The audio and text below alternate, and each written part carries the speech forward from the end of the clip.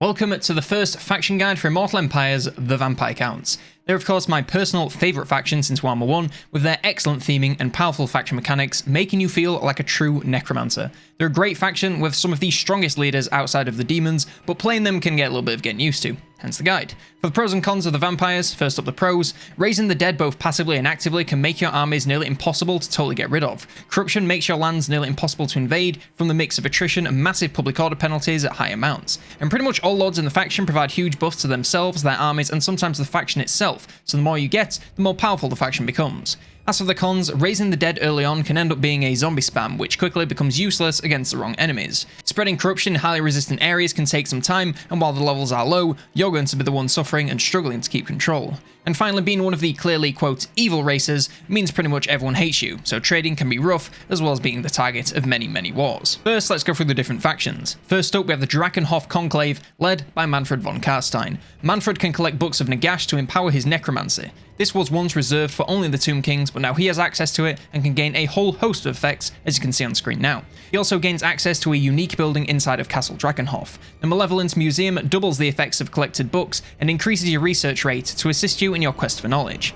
His faction starts with 1 Blood Kiss and gains 20 relations with all Vampiric factions and the followers of Nagash, as well as 20% research rate. For his Lord effects, he gains 15 to the Winds of Magic Power Reserve and minus 25% upkeep for Graveguard and Black Knight units. His faction starts in Caravan, and for the starting army, he has 2 Graveguard, 1 Skeleton Warriors, 2 Zombies, 2 Black Knights, 1 unit of Direwolves, and 1 unit of Vargheists. For their climate preferences, Wasteland, Temperate, Desert and Jungle are suitable, Frozen, Mountains, Temperate Island and Savannah are unpleasant, and Magical Forest, Ocean and Chaotic Wasteland are uninhabitable. Starting in Caravan, you of course want to secure your starting province. If you progress in that quick enough, you can also take the Plain of Tuskers, which will get you fighting over the same province as Volkmar, who will be pretty tough to take out, but it's better to do it sooner rather than later, as the Empire only tends to get stronger later into the game. Once he's taken care of, you want to secure the desert and get rid of anyone that will turn against you, so most of the Tomb Kings, the Bretonnians, and possibly the Lizards if they decide to head up into your lands. At the same time as this, I would send heroes to reconnect with the other vampires, with most of them in the north, and Helman in the east. Manfred's improved relations make him the best choice if you want to unite or confederate everyone, so getting those relations going on early can be really useful.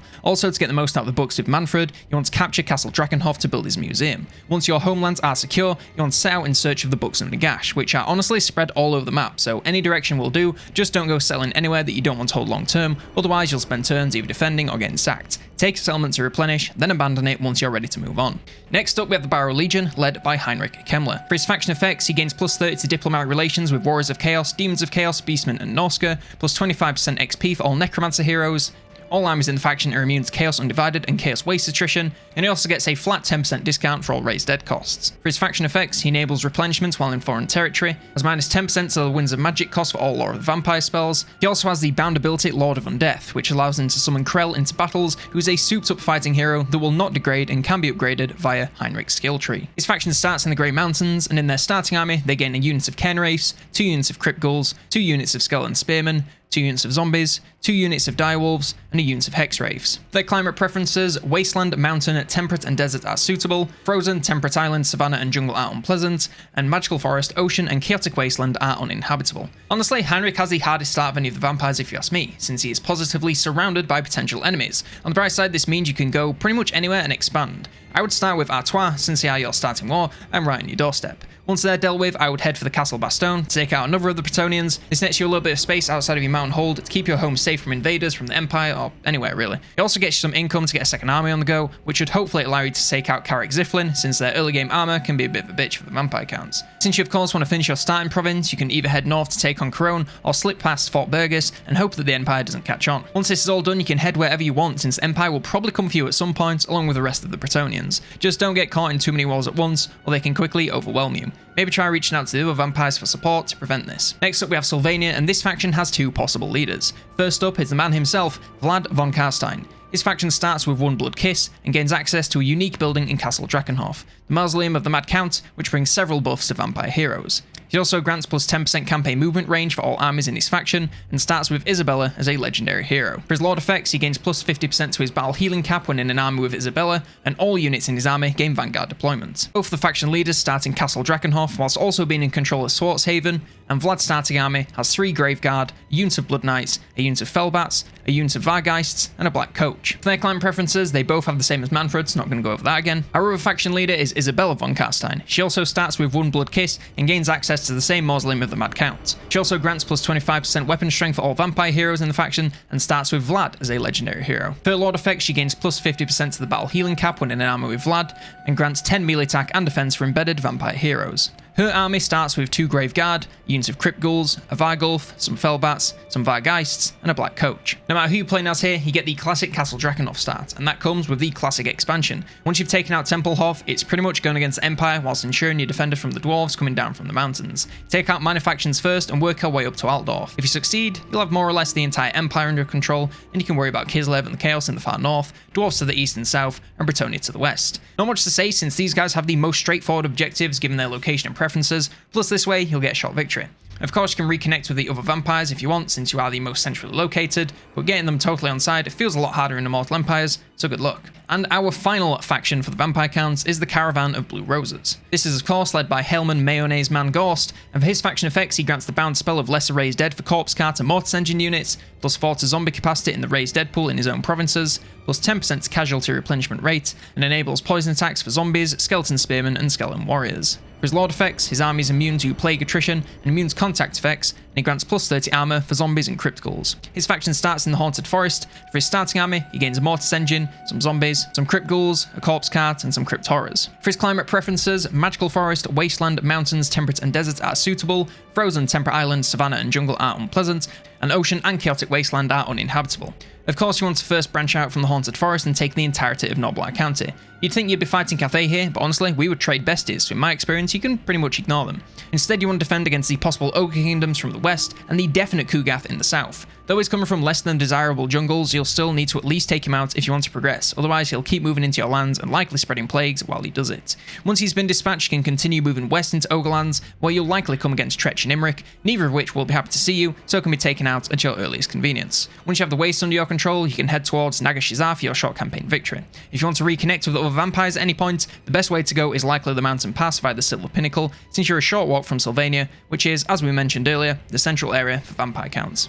Moving on to the faction mechanics now, first up we have Raised Dead. Vampire counts, alongside regular recruitment, can raise the dead to fight for them instantly. This is normally a very limited unit of pools and capacities to choose from, so most of the time you're looking at nothing better than skeletons and bats and wolves. However, if a large battle has taken place on the map, a battle site is created, which are indicated with this icon. Raising the dead near to one of these battle sites will grant you an increased capacity and much higher tier units depending on the size of the battle that took place. It's also worth noting that you don't have to be involved in a battle to create a battle site, so late in the game these things will be everywhere. This can allow you to instantly fill armies with units to save a bunch of time on recruitment, bail you out if you need an army quick, or don't have recruitment buildings in place, or even allow you to add units to your army whilst deep in enemy territory. I would say most of the time you want to use normal recruitment if you can get the same or higher quality units and save battle sites when you're caught out or in a rush. This will take a little bit longer, but will give you backup when you need it most. Alongside this manual raising dead, there's also a sort of passive called the Dead Rise Again. It pretty much just boils down to this. After a battle, if you've lost any entire units, there is a chance that they will be automatically resurrected at low HP, just like they never died in the first place. You can increase the chance of this happening with skills, research, corruption, and choosing the healing option post-battle. Again, this is still chance-based, so you don't want to rely on it too hard, but if you stack the odds in your favour, it can make your armies very difficult to get rid of. Our next mechanic is the Bloodlines. Vampires have access to their ancient and powerful bloodlines. These are families of vampires that stand above the rest as being incredibly powerful and skilled at a certain thing. You can awaken up to 3 vampires from each of these bloodlines to use their lords in your armies, as well as unlock powerful effects for your faction. To do this, you must spend Blood Kisses, which are a currency gain from assassinating characters, killing faction leaders in battle, vassalizing factions, and research. Each bloodline has an initial cost of 3, then 6 for tier 2, and then 12 for tier 3, so to unlock everyone, you will need 105 in total, which will take you a good chunk of turns if you aren't hardcore grinding it. As I said, each of the bloodlines are specialists at certain things, and this decides the effect they bring when awakened, as well as their skills as lords. Blood Dragon Lords are military commanders, so grant bonuses to unit XP and cavalry. Von Carsteins are puppet masters, so grant bonuses to casualty replenishment and control, as well as crossbow and handgunner units. Lamians are master infiltrators, so grant bonuses to characters and diplomatic relations. Necrarchs are supreme wizards, so gain bonuses to magic and research, as well as unit upkeep. And finally, Strigoi are bestial juggernauts, so grant bonuses to beasts, as well as corruption and ambush chance. Their skill trees will be covered along with the other lords in just a little while, but the cliff notes are that their focus doesn't really change much from their effects shown here. Our final mechanic is Vampiric Corruption, and Corruption has been reworked for Armor 3, but it's still fairly simple. Wherever you go, you spread the stuff with your lords and heroes and a number of buildings.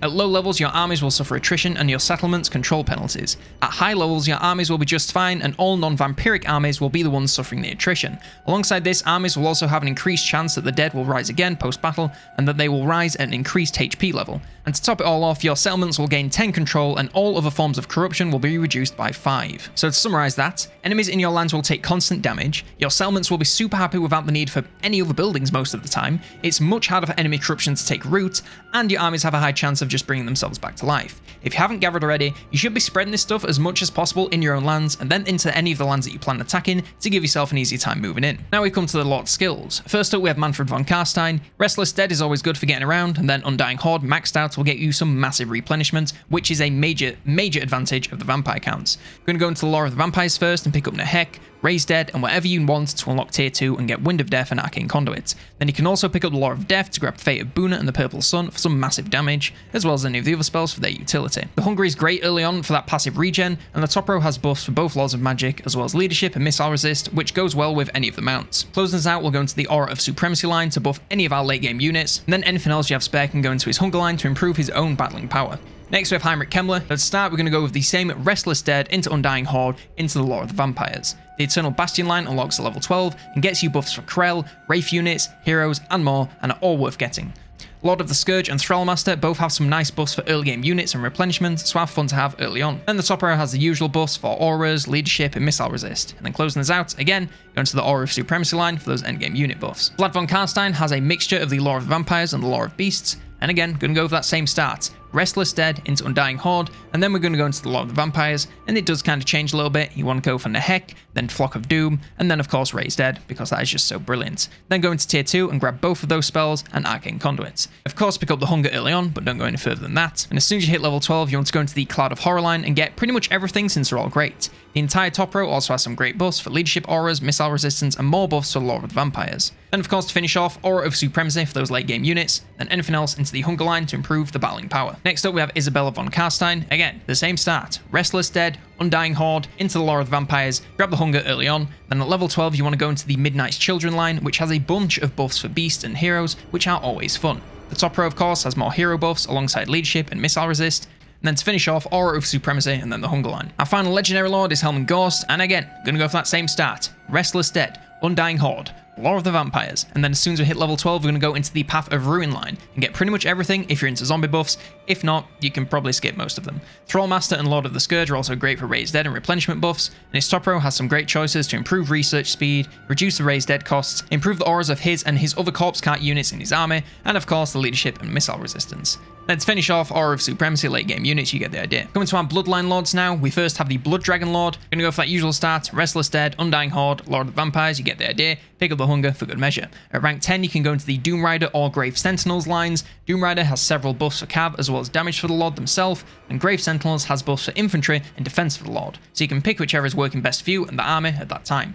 The top row has the usual Leadership and Missile Resistance alongside some big economic boosts for the army, and closing us out we'll go into the Aura of Supremacy line and the rest in Hunger if you have any to spare. Next up we have our Von Carstein Lord. He has access to a mix of the Lore of the Vampires and the Lore of Beasts. The usual start, Restless Dead, Undying Horde, and then the same as Vlad, we're going to pick up those early game spells like Flock of Doom and Raise Dead, and of course the Lore of Nehek to get to tier 2, grab both of those and Arcane Conduit. Of course pick up the Hunger, and then the Fell and Nest line unlocks at level 12, and has some neat buffs for direwolves and flying units, so if you're planning on using a lot of those, then go right ahead. The entire top row of course has buffs for heroes in the army, as well as more crossbowmen capacity for the faction, leadership buffs and missile resistance, which are of course best once you're upon a mount. And then to finish off, Aura of Supremacy, late game units, and then the rest of the Hunger line.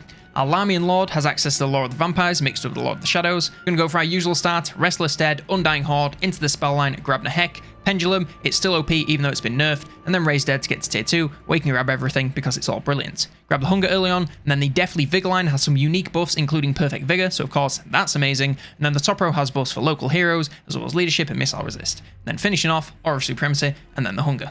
And a Crack Lord has access to the Lord of the Vampires mixed with Death and Beasts. Going to do the usual start at Restless Dead, Undying Horde, and then go into the spells, max out in a Heck, and grab Raised Dead, Spirit Leech to get to tier 2, where you can grab everything since it's all pretty great. Of course, the Hunger is always nice, and then the Cyanosia line unlocks a level 12 and has buffs for all sorts of magic, which definitely can't hurt. Top row is all the usual, leadership and missile resist, as well as some nice mounts, and then to finish off, of course, Aura of Supremacy, late game units, and then the Hunger. And our final Bloodline Lord is the Strigoi, and he has a modified Lord of the Vampires mixed with Death. Start with the usual Restless Dead and Undying Horde, straight into the spells for Nehek, as well as a unique Command the Unliving summon and Spirit Leech. Tier 2 isn't bad, but not essential if you don't want them. At level 10 you can choose either Curse of Vorag or Infinite Hatred. Curse of Vorag grants a Lord some major tanky effects, and Infinite Hatred instead focused on damage output. The top row, of course, leadership, missile resist, and a lot of buffs specifically for crypt units, which are also great if you want to use a bunch of those. And to finish off, Aura of Supremacy and the rest into Hunger. And our final lords, and I swear these are going to go much quicker because they are basically the same as some of our previous lords. The Red Duke, he's a semi-legendary lord that works for Muslon, so if you manage to confederate them, you can get him. He only has access to the Lord of the Vampires, and for his skills, he is pretty much the exact same as a Blood Dragon Vampire Lord. Our regular old Vampire Lord has access to the Lord of the Vampires, and has the pretty much exact same skill tree as a Von Karstein Bloodline Lord,